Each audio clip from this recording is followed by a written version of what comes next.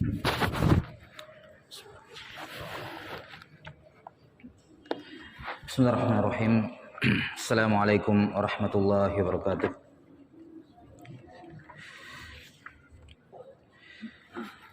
Innal hamdalillah nahmaduhu ta'ala wa nasta'inuhu wa nastaghfiruh wa na'udzu billahi min shururi anfusina wa sayyiati a'malina may yahdihillahu fala mudilla lahu wa may yudlil fala hadiyalah. Asyhadu an la ilaha illallah wahdahu la syarikalah wa asyhadu anna Muhammadan 'abduhu wa rasuluh. Allahumma salli wa sallim ala 'abdika wa rasulik sayyidina wa nabiyyina Muhammadin wa ala alihi wa sahbihi ajma'in. Alhamdulillah,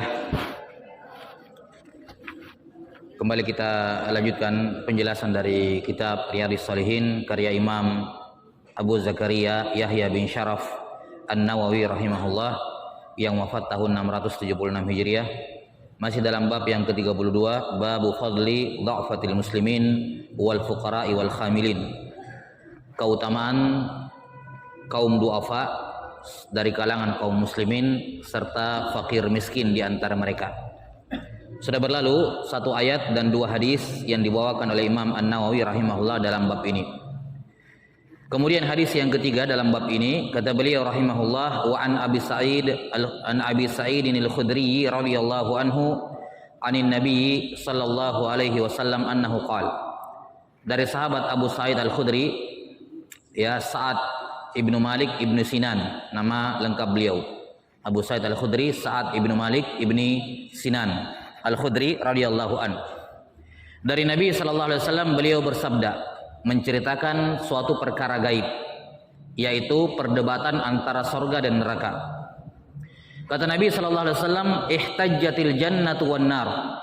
Sorga dan neraka berdebat, memperdebatkan siapa di antara kita yang lebih utama, sorga atau neraka.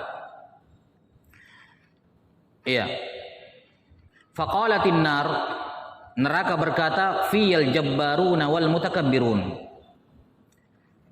Kata neraka, di dalam saya ada orang-orang jabbar, orang-orang keras kepala, lagi orang-orang yang sombong, yang merasa hebat di muka bumi ini, yang menzolimi orang lain dengan kekuatannya. Jabbar, ya, dari jabar artinya memaksa. Jabbarun, yakni orang-orang yang memaksa orang lain untuk tunduk pada kehendaknya, menzolimi mereka dengan kekuatan, memaksa mereka.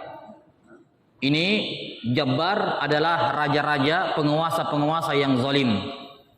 Sebagai raja kah, sebagai presiden kah, sebagai perdana menteri, sebagai apapun bentuknya, namanya, gelarnya penguasa, dia menzalimi rakyatnya, memaksa mereka melakukan hal yang tidak mereka inginkan dengan kekuatan, dipaksa dengan kekuatan. Ini Jabbar. Wal mutakabbirun, orang-orang yang sombong, orang yang dalam hatinya ada penyakit al-kibar, dan ini memang tempatnya dalam neraka orang-orang yang sombong tersebut. La yadkhulul jannata ahadun man kana fi qalbihi mithqala dzarratin min kibar. Iya. Man kana fi qalbihi mithqalu dzarratin min kibar. Tidak akan masuk surga seorang pun yang dalam hatinya ada kesombongan sekecil zarrah, seperti semut. Tempatnya iblis di dalam neraka tersebut. Dan al-kibar, kata Nabi sallallahu alaihi wasallam, raddul haq wa ghamtun nas. Seorang dikatakan sombong itu tidak mesti sombong karena kekayaan, sombong karena kekuatan, karena kekuasaan, bukan. Termasuk dalam kategori orang yang sombong adalah menolak kebenaran yang datang kepadanya dan memandang remeh orang lain. Walaupun dia juga meremeh, dia juga miskin, tapi memandang remeh miskin yang lain misalnya. Walaupun dia orang biasa tapi memandang remeh orang lain. Dia ahli ibadah tapi memandang remeh ibadahnya orang lain. Dia ahli ilmu tapi memandang remeh ilmu orang lain. Ini sombong.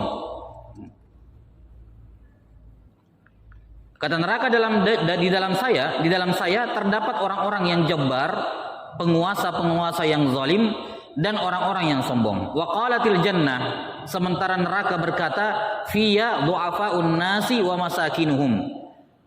Di dalam saya, di dalam surga maksudnya, masuk ke dalam saya du'afaun nas, orang-orang du'afa, kaum du'afa di tengah manusia, dan masakinuhum, dan orang-orang miskin di antara mereka. Yang mana yang lebih utama? Surga atau neraka? Faqadallahu bainahuma, maka Allah Subhanahu wa taala menetapkan hukum di antara mereka berdua, di antara surga dan neraka ini. Innakil jannah rahmati arhamu biki man asya, wa innakin naru azabi u'adzibu biki man asya. Kamu wahai surga, kamu adalah rahmatku. Yani kamu adalah buah dari rahmatku, rahmat Allah. Buah dari rahmat Allah adanya apa? Surga. Yang dengan kamu wahai surga, aku merahmati siapa yang aku kehendaki. Dan kamu neraka adalah siksaanku. Aku menyiksa denganmu siapa saja yang aku kehendaki. Walikilaikuma alayya mil'uha, dan saya janji ya akan memenuhi kalian berdua. Memenuhi kalian berdua. Rawahu Muslim. Hadis riwayat Imam Muslim. Iya. Hadis ini dibawakan oleh Imam Nawawi rahimahullah untuk menunjukkan keutamaan surga di atas neraka. Dan hubungan dengan judul bab,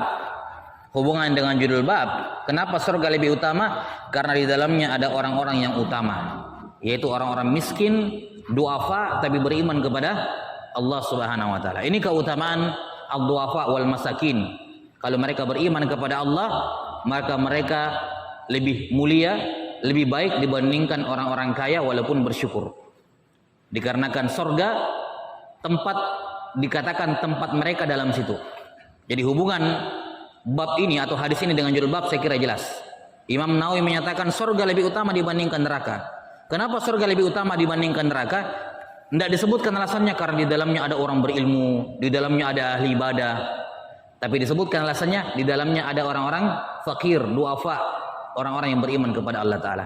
Disebutkan itu sebagai apa? Keutamaan surga sekaligus menunjukkan keutamaan orang-orang fakir, miskin dan duafa ini.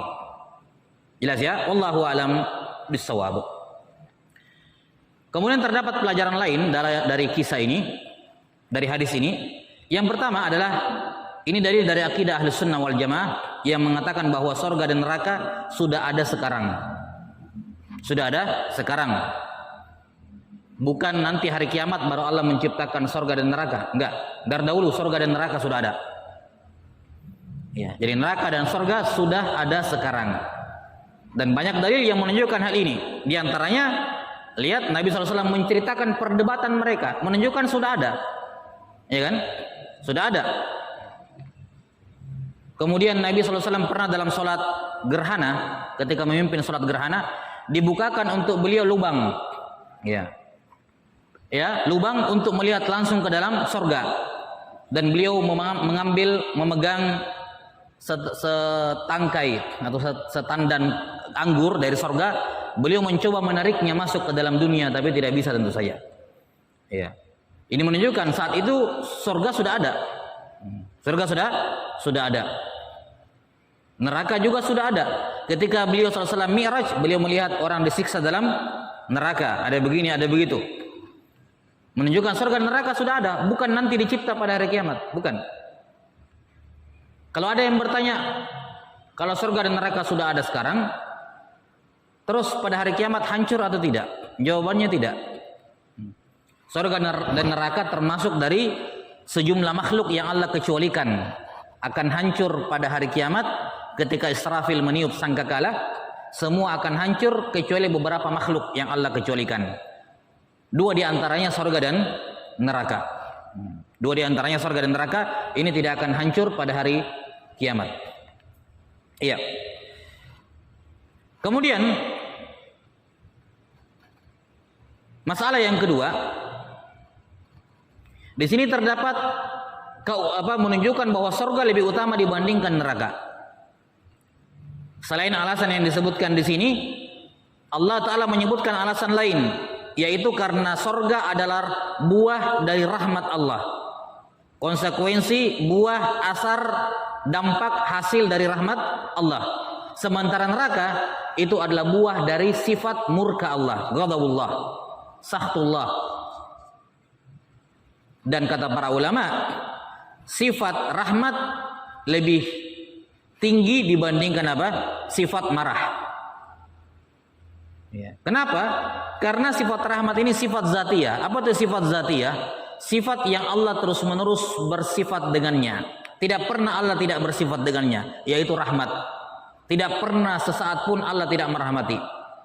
Sifat rahmat ini sifat yang Allah terus bersifat dengannya. Sementara sifat marah, sifat murka, ghadab, ya, al-maqtu, as-sakhtu, ini sifat fi'liyah namanya. Allah hanya bersifat dengannya kalau dia kehendaki. Hanya Allah bersifat dengannya kalau dia kehendaki. Tidak setiap saat Allah marah. Tidak setiap saat. Ya, Allah hanya marah ketika dia menghendaki. Dan kemarahan Allah paling besar mencapai puncaknya ketika di padang mahsyar. Ya. Allah Ta'ala marah ketika menenggelamkan kaum Nabi Nuh. Allah marah ketika menghancurkan kaum Ad. Luar biasa siksaan kepada penghuni bumi yang kafir kepada para nabi. Allah marah kepada mereka, tapi itu enggak ada apa-apanya. Marahnya Allah yang puncak itu ketika di padang mahsyar. Semua para nabi ketakutan pada hari itu. Nabi Muhammad SAW saja mengatakan, Inna Rabbi qad ghadibal yawm ghadaban la yaghdabu mislahu qablahu la yaghdabu mislahu qad wala ba'dahu. Pada hari ini Tuhanku sangat marah dengan kemarahan yang dia belum pernah marah seperti ini sebelumnya, dan dia tidak akan marah sebesar ini setelahnya. Ya. Maka sifat marah dari Allah bukan sifat yang terus-menerus Allah bersifat dengannya. Allah bersifat dengannya ketika dia menghendaki. Beda dengan sifat rahmat. Sifat rahmat itu sifat zatiyah yang terus-menerus Allah bersifat dengannya. Dan kata para ulama, sifat zatiyah lebih utama dibandingkan sifat fi'liyah. Karena itulah sorga lebih utama dibandingkan neraka. Karena sorga adalah buah dari sifat rahmat dan neraka adalah buah dari sifat ghadab, sifat marah. Iya. Wallahu a'lam bissawab. Kemudian di sini juga terdapat keterangan bahwa surga dan neraka itu berbicara. Surga dan neraka itu berbicara tanpa membutuhkan mulut. Artinya tidak ada keterangan mereka punya mulut, ada mulutnya, ada giginya, ada lidahnya. Enggak mesti. Berbicara ya berbicara. Jelas ya? Butuh lidah, butuh gigi, butuh bibir, itu bicara di tengah manusia. Adapun makhluk Allah yang lain, dia berbicara sesuai dengan kehendak Allah. Misalnya batu-batu bertasbih, ya, biji-biji gandum yang dimakan oleh Nabi SAW bertasbih ketika dimakan. Enggak ada yang lihat ini berbicara, enggak ada yang dengar. Nabi Muhammad SAW sendiri yang dengar. Ya. Maka berbicara itu sifat yang lain. Kemudian punya lidah, punya mulut, punya gigi itu sifat yang lain. Enggak ada konsekuensinya kalau bicara berarti punya mulut. Enggak ada. Ya.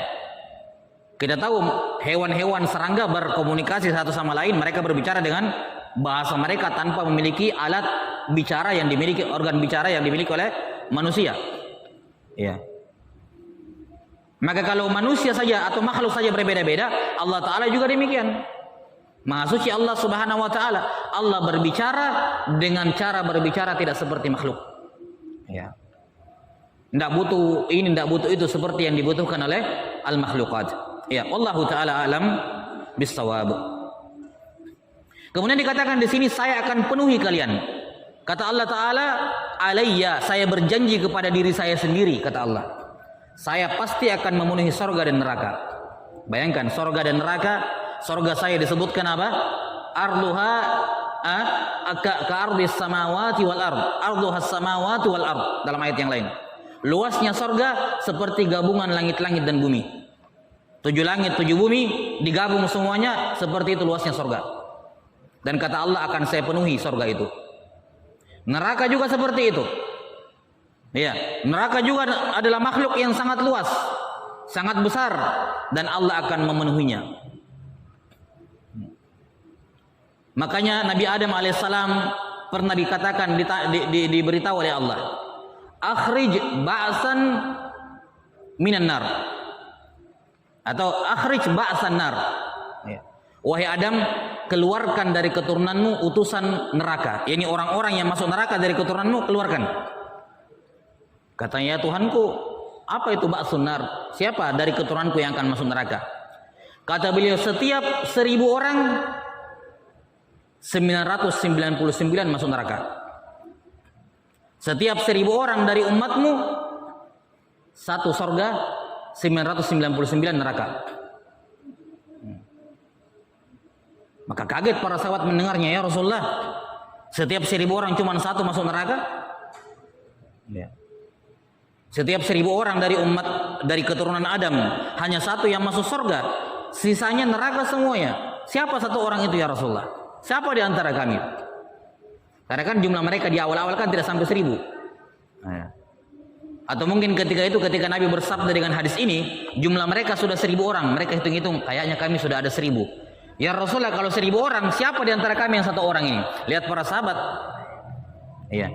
Ketika ada ancaman dari Allah Ta'ala, mereka langsung arahkan kepada diri mereka sendiri. Sahabat tidak bilang, oh yang orang lain itu. Kita mah sahabat, enggak. Ketika Nabi bilang setiap 1000 orang, 999 neraka, satu orang surga, langsung mereka bertanya, ya Rasulullah, kami ini kayaknya sudah 1000 orang. Siapa satu orang itu di antara kami yang masuk surga? Iya. Jadi mereka menuduh diri mereka sendiri. Mereka buruk sangka kepada diri mereka sendiri bahwa saya yang masuk neraka. Karena takutnya mereka kepada Allah Subhanahu wa taala. Tidak seperti kita orang belakangan ketika ada ayat menegur, ada hadis menegur, dia bilang yang lain bukan saya, yang lain ditegur. Bukan saya. Ya, ini berbicara tentang orang lain, bukan tentang saya. Maka Nabi SAW berkata, absyiru, bergembiralah kalian. Iya. Karena satu orang dari kalian dan 999 itu dari Ya'juj dan Ma'juj. Satu orang dari kalian dan 999 dari Ya'juj dan Ma'juj. Ini juga menunjukkan jumlah Ya'juj dan Ma'juj luar biasa banyaknya. Lihat perbandingannya, 1:999. Dan ini juga sekaligus menunjukkan bahwa Ya'juj dan Ma'juj itu keturunan Adam alaihissalam. Keturunannya Adam, bukan makhluk lain yang Allah ciptakan yang bukan dari keturunannya Adam.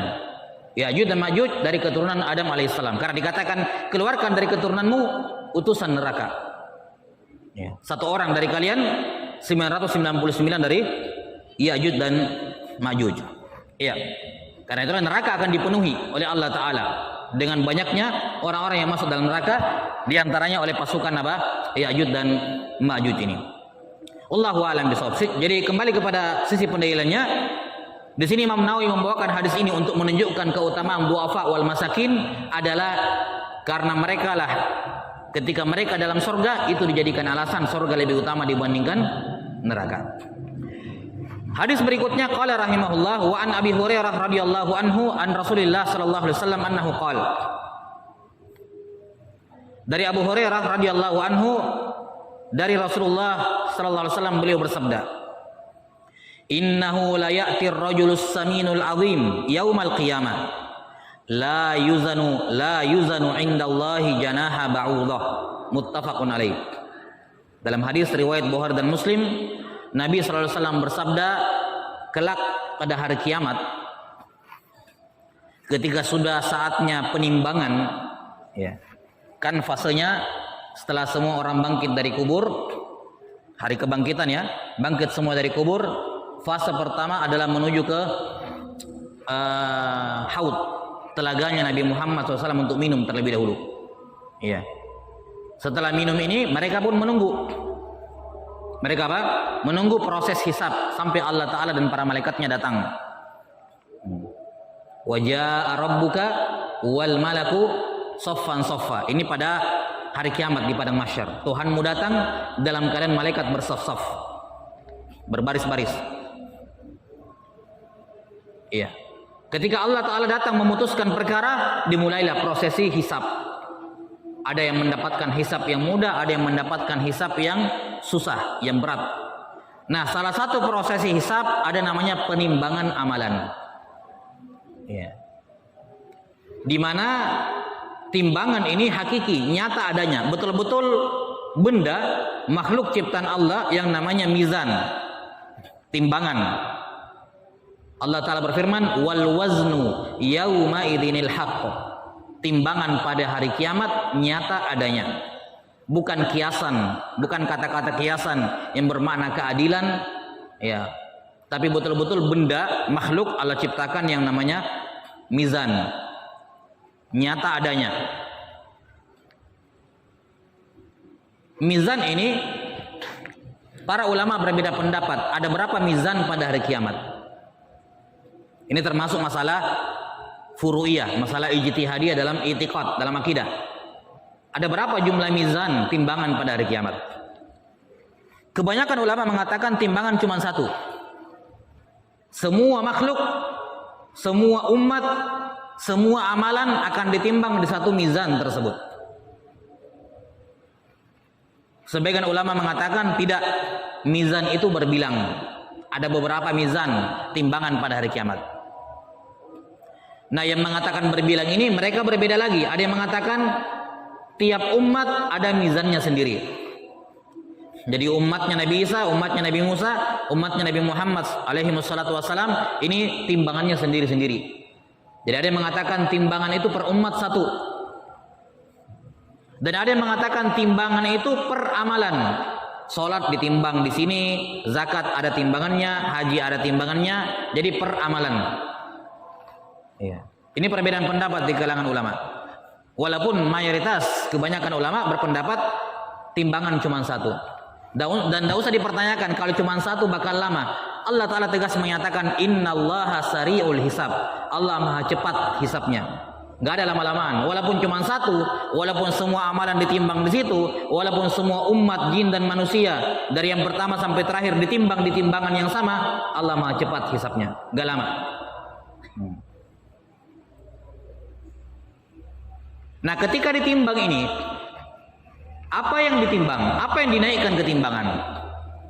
Dalil-dalil dalam Quran ataupun hadis menunjukkan bahwa hukum asal yang ditimbang itu adalah amalan. Faman ya'mal mithqala fa amma man thaqulat mawazinuhu fa huwa fi 'ishatin radiyah wa amma man khaffat mawazinuhu fa ummuhu hawiyah.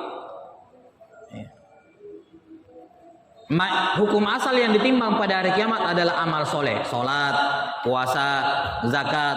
Itu asalnya yang ditimbang, amal soleh. Tidak usah yang bertanya misalnya, bagaimana caranya solat ditimbang? Solat kan sifatnya maknawi, bukan bersifat, bukan berupa zat, benda. Yang ditimbangkan sesuatu yang berwujud. Bagaimana caranya solat itu berwujud supaya ditimbang? Bagaimana menimbang puasa, menimbang zakat? Gimana cara yang ditimbang? Para ulama menjelaskan bahwa benda atau amal-amal soleh ini ketika ditimbang di atas timbangan, Allah akan merubahnya menjadi benda. Allah akan merubah solat berwujud, zakat berwujud, semua amal soleh dijadikan benda yang berwujud. Dan jangan khawatir dizolimi dalam konversinya. Allah maha adil. Solatmu, maka solatnya orang ada yang mungkin solatnya ketika dikonversi jadi benda yang sangat besar, ada yang solatnya ketika dikonversi jadi benda cuman segenggam karena ringan solatnya. Ya. Yang jelas amal-amal soleh itu ketika ditimbang akan dirubah menjadi benda. Sebagaimana Allah merubah kematian menjadi seekor domba. Ketika semua penghuni neraka sudah masuk, semua penghuni sorga sudah masuk, yang orang Islam dalam neraka sudah keluar semua, sudah masuk ke sorga semua, Allah merubah kematian, maut kan tidak kelihatan, tapi Allah rubah menjadi makhluk seekor domba. Kemudian domba ini digiring sehingga berada di antara sorga dan neraka, kemudian kematian ini disembelih. Ya, jadi kematian ditiadakan oleh Allah. Ya, neraka kekal tidak akan mati, surga juga kekal tidak akan mati. Kenapa? Karena kematian sudah disembelih. Tidak ada lagi kematian, tidak ada lagi makhluk yang namanya kematian. Maka amal soleh juga seperti itu, akan dirubah menjadi benda yang Allah maha adil kemudian ditimbang. Ini kebanyakan makhluk, kebanyakan jin dan manusia, penimbangannya adalah yang ditimbang amalnya, dinaikkan. Tapi ada juga orang yang tidak ditimbang amalannya. Yang ditimbang adalah buku catatan amalnya.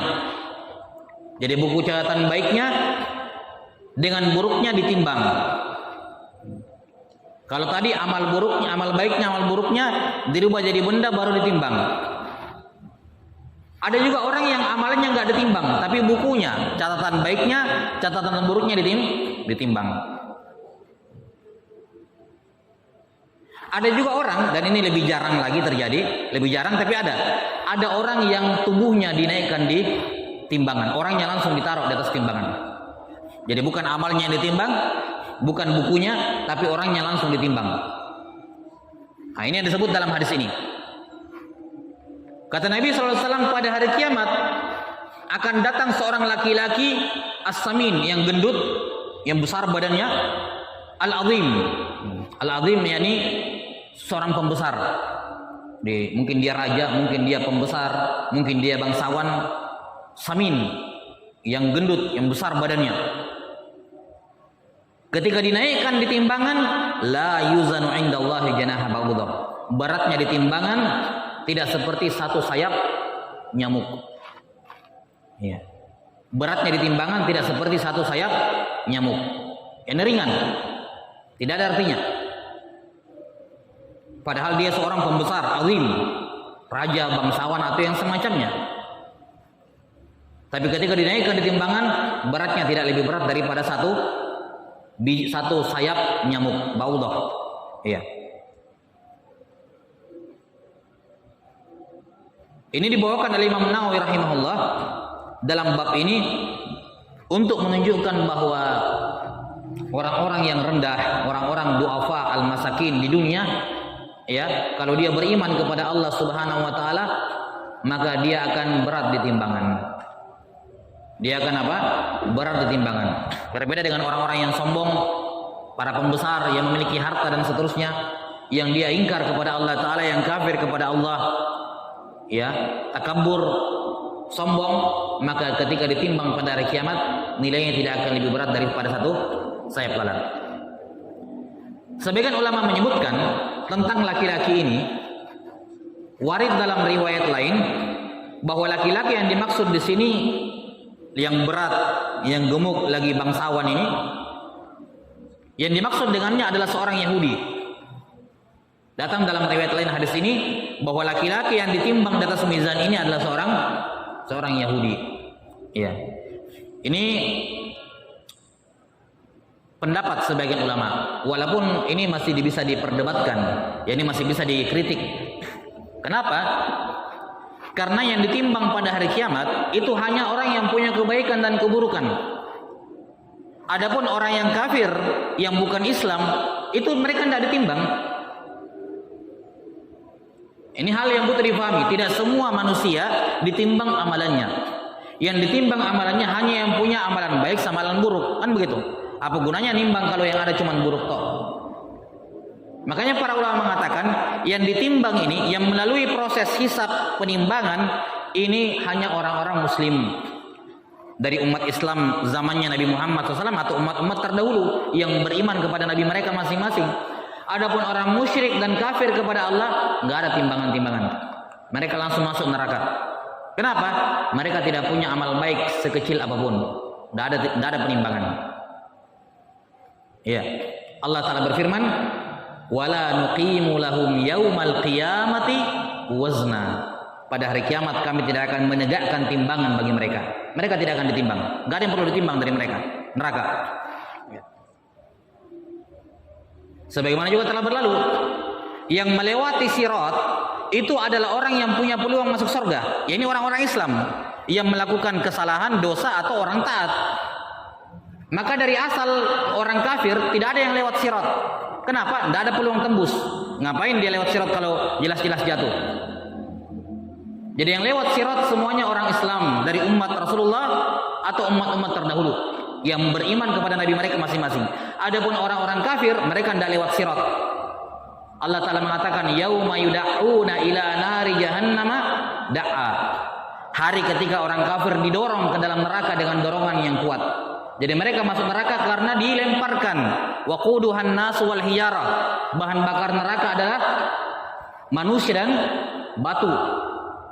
Jadi orang kafir nggak ada yang lewat sirat. Mereka masuk neraka langsung didorong, dibuang dan seterusnya. Nggak ada yang masuk neraka lewat sirat. Yang masuk neraka lewat sirat hanyalah orang-orang muslim yang amal buruknya lebih banyak dibandingkan amal baiknya.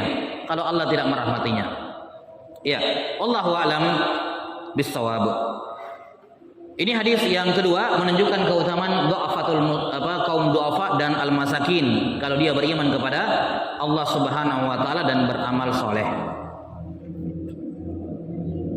Kemudian hadis yang ketiga atau hadis berikutnya, wa anhu radhiyallahu anna imra'atan sauda'a kanat taqummul masjid aw syabban aw qala syabban fafaqadaha Rasulullah sallallahu alaihi wasallam fasa'ala anha aw qala anhu faqalu mata qala afala kuntum adantumuni faka'annahum saggaru amraha aw qala amrahu faqala dulluni ala qabrihi fadulluhu fasalla alaiha summa qala inna hadhihi al-qubur mamlu'atun zulmatan ala ahliha wa inna Allah ta'ala yunawwiruha lahum bi salati alaihim muttafaqun alaih. Dari Abu Hurairah radhiyallahu an riwayat Bukhari dan Muslim bahwa ada seorang perempuan berkulit hitam yang biasa membersihkan masjid, yakni nyapu-nyapu masjid, bersihkan kotoran sampah dari masjid. Dia biasanya bersih-bersih di Masjid Nabawi, perempuan kulit hitam ini. Sebagian perawi mengatakan pemuda, tapi yang benarnya ini perempuan. Iya. Jadi ada kisahnya diceritakan oleh Aisyah radhiyallahu anha, dulu dia di kaumnya dituduh mencuri. Dituduh apa? Dituduh mencuri. Iya. Karena dia perempuan kulit hitam, ya, dituduh mencuri di kaumnya. Akhirnya digeledah sampai ditelanjangi, dipermalukan. Iya. Kemudian setelah itu, ketika tidak terbukti, dia diusir dari kampungnya, diusir dari kaumnya. Perempuan ini, radhiyallahu taala anha. Maka dia pun datang ke Madinah, ya, datang ke Madinah, masuk Islam dan mengabdikan diri ke Masjid Nabawi. Dalam artian, ya tadi kerjanya dia bersih-bersih masjid. Perempuan tua ini, atau bukan tua ya, perempuan yang berkulit hitam ini. Nabi SAW tiap hari melihatnya, yakni melihat membersihkan masjid maksudnya. Suatu hari beliau SAW tidak lihat perempuan ini, mana ini? Berapa hari tidak kelihatan? Biasanya gampang ya dilihat membersihkan masjid. Beberapa hari hilang, tidak kelihatan maksudnya. Nabi SAW tanya, mana perempuan itu yang biasa bersih-bersih masjid? Maka sahabat mengatakan, ya Rasulullah, dia sudah meninggal. Iya, meninggal beberapa hari yang lalu, atau intinya beliau tidak tahu. Ya Rasulullah, sudah meninggal perempuan itu. Maka beliau sedikit jengkel kepada para sahabat. Kenapa kalian tidak beritahu saya? Afala adantumuni? Kenapa tidak beritahu saya dia meninggal? Supaya saya sholati jenazahnya, saya ini, saya itu gitu. Kenapa tidak beritahu saya? Faka'annahum sagharu amraha. Para sahabat tidak memberitahukan kepada Nabi SAW karena dianggap ini orang biasa saja. Ya, jelas ya. Yani mereka memandang tidak perlulah Nabi SAW direpotkan, dikabari ini orang meninggalkan biasa, apalagi bukan sahabat dekat dengan Nabi SAW. Nah, ini sisi pendalilannya. Sisi pendalilan Imam Nawawi membawakan di sini jangan meremehkan orang dari penampilan, dari profesi, dari status sosial. Walaupun mereka kaum du'afa al-masakin, jangan diremehkan. Bisa jadi mereka kedudukannya lebih tinggi di sisi Allah Ta'ala. Dan ini yang terjadi di sini. Ini yang terjadi di sini. Maka beliau bersabda, tunjukkan kuburnya. Di mana kuburnya? Mereka pun tunjukkan, di sana ya Rasulullah. Beliau pun datang ke kuburnya, kemudian menyolati jenazahnya di atas kubur. Ya. Yani beliau menjadikan kubur antara beliau dengan kiblat. Jadi bukan sholatnya tetap menghadap kiblat seperti sholat jenazah, cuman karena jenazahnya sudah dikubur ya dianggap saya seakan-akan ada di situ. Ya. Maka beliau pun menyolati jenazah perempuan ini di kuburnya. Kemudian beliau bersabda, sesungguhnya kuburan ini dipenuhi kegelapan kepada setiap orang yang masuk ke dalamnya. Gelap, tidak ada cahaya sama sekali. Dan sesungguhnya Allah Ta'ala yunawwiruha, ya, memberikan cahaya kepada kubur perempuan ini, ya, yunawwiruha lahum, Allah Ta'ala menerangi kuburnya orang-orang yang ada di sini, bukan hanya perempuan ini, tapi juga jenazah-jenazah yang ada di situ. Allah memberikan cahaya kepada penghuni kubur di sini, bisolati alaihim, karena saya menyolati mereka. Ya, karena saya menyolati mereka. Hadis muttafaqun alaih, hadis riwayat Bukhari dan Muslim.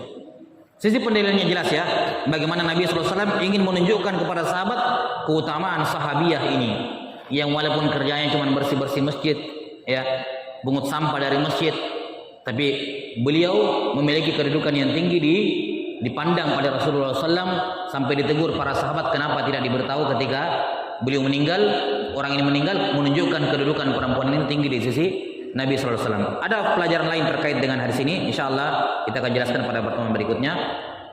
Naktabi bihadzal qadar, sallallahu ala nabiyyina Muhammadin wa ala alihi wasallam. Subhanakallahumma bihamdik, asyhadu an la ilaha illa anta astaghfiruka wa atubu ilaik. Alhamdulillahirabbil alamin. Assalamualaikum warahmatullahi wabarakatuh.